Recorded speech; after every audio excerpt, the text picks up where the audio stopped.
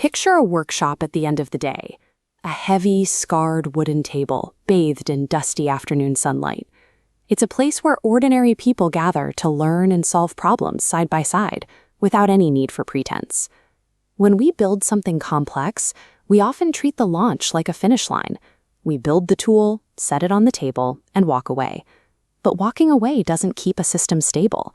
It's the moment failure starts to set in. We call this drift. Even if the tool stays the same, its environment, the materials, rules, and people, constantly moves. A tool that isn't improving falls behind. There is no standing still. If you aren't adapting, you're decaying. To stop that decay, we need a shared ritual. We have to bring people back to this table to sharpen the tool together. To fix the system, we first have to learn how to read it. We do that by looking for 4 specific signals that tell us exactly how the tool is wearing down. The first signal is like finding a nick in a blade. We call these overrides. These are the moments when a machine gets it wrong and a human has to step in to fix the mistake. The second signal is like a piece of wood cut noticeably too short.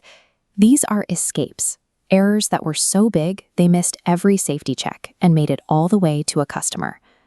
The third signal is more personal. Think of a worker nursing a blister. This is friction, the quiet workarounds and daily annoyances that people just deal with, but rarely report. Finally, we look at the finished work. We check the costs and the time spent to see if the tool is still earning its keep.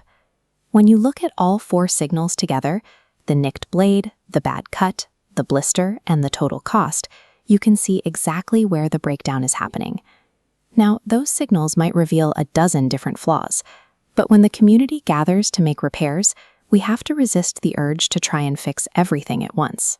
Instead, we use a simple rule to keep our work clean, the one change rule.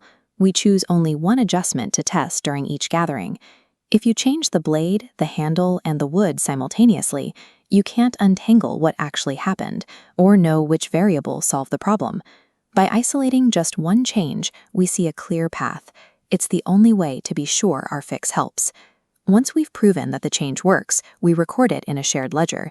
We write down the new way of working so the same mistake never happens twice. This record is what makes the improvement stick. Once a correction is in the ledger, the tool is better for everyone. What one person figures out, the whole shop gets to keep. The real power of this process doesn't come from one big transformation. It comes from the quiet compounding of small meetings, month after month. Over time, these blocks stack up, and our starting point moves up. We set a new measurement floor because old standards don't reflect how much better the shop runs. Our expectations rise with it. Yesterday's best-case scenario becomes what we expect every morning. Most projects peak on the day they launch and slowly rot away. They fail because they have no way to learn. Sustaining a system that works comes down to the routine of people gathering at the table. So pull up a chair. There is still work to be done.